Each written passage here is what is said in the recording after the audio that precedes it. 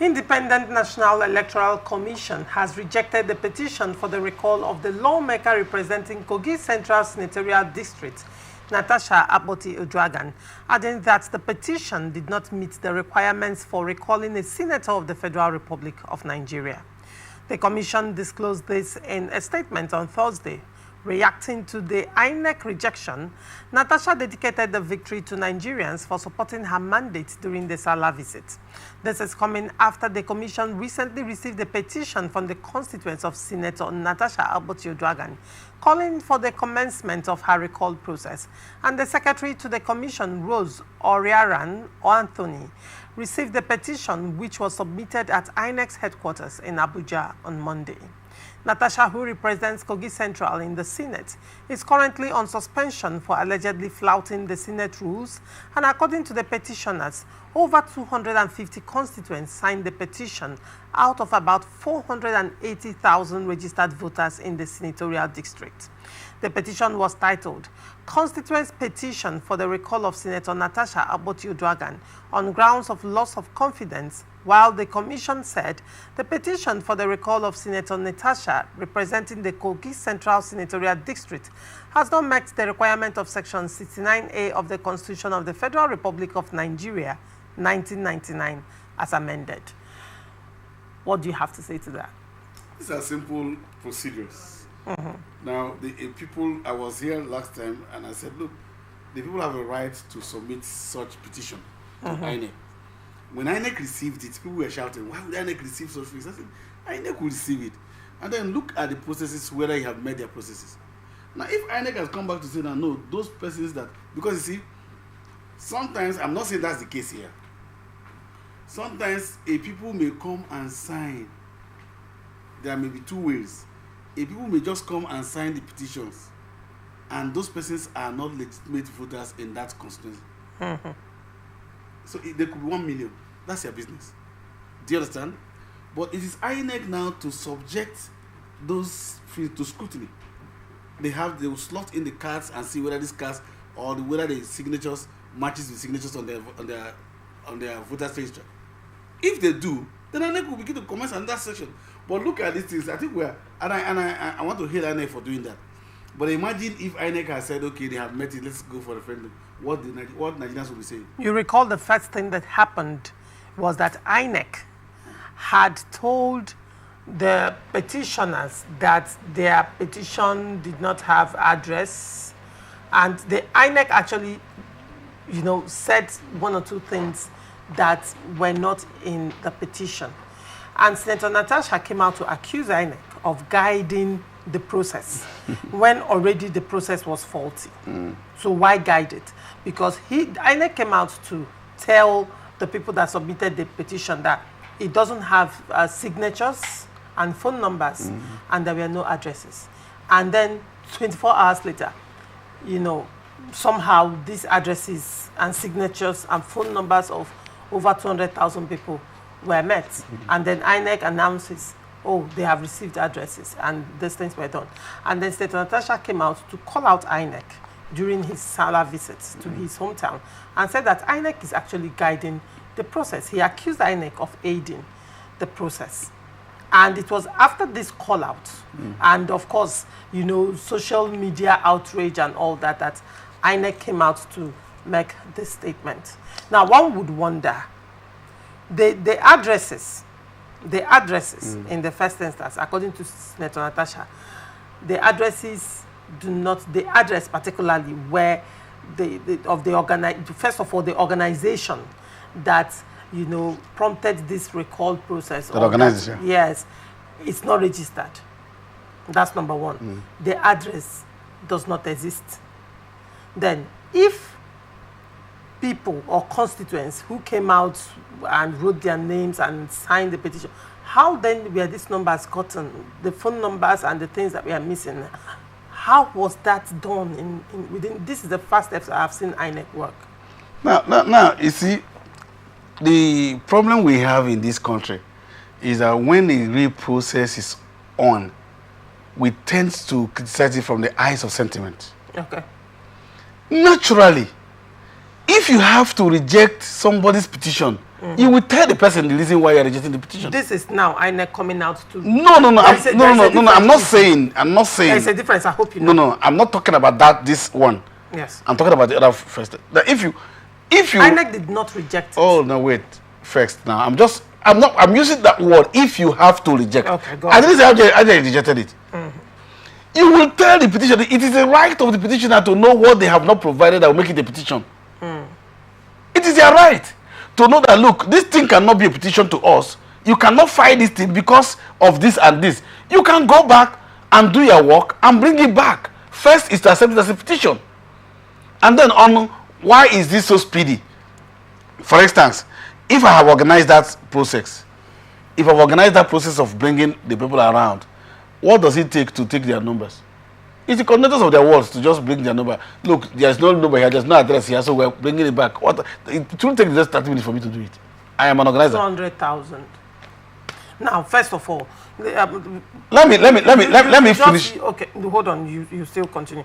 You just said that if INEC is to reject, it is the right of the petitioners to know why their petitions were being rejected.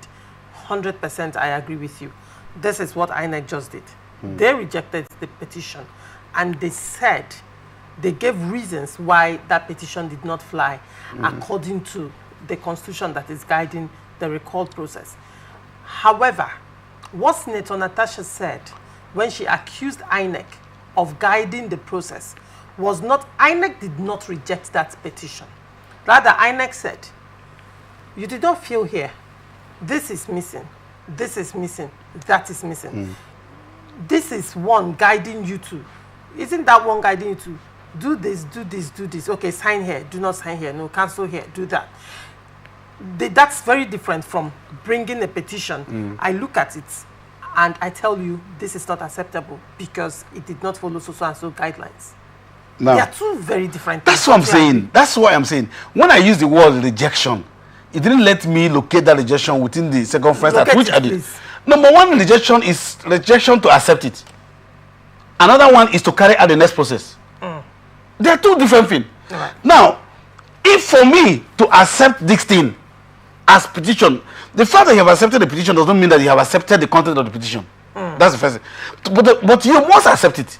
It is the right of those persons to submit their petition. No, I can't take it because there is no address, there's nothing. So if you meet this, I will take it. Now, having taken it, I cannot go to the next level because it did not meet up this requirement. That's it. Then you have rejected it, but you have accepted it. Then you cannot write them. So at that point where they were saying, you already shouted that no, you are guiding them on what to do. Why wouldn't you tell them that it is not with address, there's no phone number? Because the reason is simple. If it's with address and the phone number, we will match the address and phone number to our data. And then maybe guide those people to know. Guide. It still boils down to guiding. No, it's not guiding. What is it? Get them. See. Get them. Yes, let me tell you something. I didn't say guide. You know what we do? Do you know that in writing a petition, that an illiterate, quote unquote, can go 250 illiterate can go to INEC and say we want to write a petition. The INEC can call a lawyer and begin to write for them. Do you know that? All right. Now, in answer to what you've said, you know, are you aware that even in the judiciary court processes, the judge does not guide the lawyer on what to do? Hold on. A lawyer can present a preliminary objection. A lawyer can present anything to the judge. The judge will strike it out after looking at it. On point of law. Hold on. The judge can strike it out, citing where it fell short. No. Right? What you have gone is the A part. It's not about the A part. See, the B part. Before the judge does that, a petition has been accepted first by the registrar. Yes. Now, this is not the judge doing this. This is the registrar accepting the petition. Did INEC accept the petition? No, that's what I'm saying now. See, I am saying I'm using the... don't push me like this so that I can get it. I am telling you, so you are talking about, use the instance of a judge. I am saying that before the thing gets to the judge, it's where we were. Before it even gets to the judge, for the judge to do the technicality, now it is for where it's at the registers where it's accepted. At the register, as where the petition is accepted by the register before it goes to the court. It is where they said, okay, we cannot do this, so it is not with address. You cannot do your address and send. The technicalities of that will now be rejected by the court. That's the second. You're talking of the courts and you use the court. Yeah, hold on. In this instance, we are talking of INEC as an institution, and INEC accepted that petition. Yes. And INEC said they have received it and they accepted it. Then went through it and now came out again after they have accepted it. See, when you present something, hold on. Yeah. When you present something, particularly when issues are controversial, controversial issues of this nature, you know, when a petition is presented, either it is accepted or is rejected. But in this instance, it's their right to accept. So they accepted it. So after going through it, INEC ordinarily would say this petition will be rejected because it does not have this address, it does not have this, and again, it does not meet so and so in the Constitution. It's very different. It's very different from coming out to say, oh, the signatures are not here, these are not here. There is a difference between outrightly rejected, even though INEC rejected this petition. No one says that they have been barred from even starting the recall process afresh. Yes, I hope you understand that. Yes. The recall process can be started afresh as long as they follow the constitutional process. So why telling them the address is not here? INEC can choose to outrightly reject that petition and have the petitioners go back and do the right thing. That's what they told them to go back and do. You say they are guiding them. I didn't say they are guiding them. That's what Natasha said. I'm looking at what Natasha has said. That's what I'm saying. And the veracity of that statement. That is what I'm saying. You use the word that when issues are controversial. Now, that issue of writing the petition is not controversial to INEC because it's just their duty. It is those who, some of you, the Natashas, who believe that they are controversial. But they are not controversial to INEC. INEC came, simple job. The rejection must not be that we have rejected it. Oh, no, it doesn't have address and that.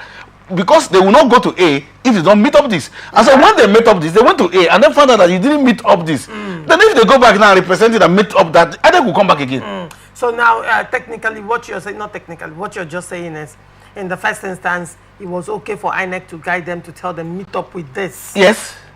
Listen to what I just said. Yes, I agree. I agree. It was okay for INEC to guide them to say, do this, do this, do this, to even get the petition accepted. No, the petition was already accepted. No, that's the petition. Cheesy. The petition was already accepted by INEC before INEC came out to say this is missing. Hold on. So it's okay for INEC to say accept the petition and then guide them to do one or two things, and then after that now go through the other things.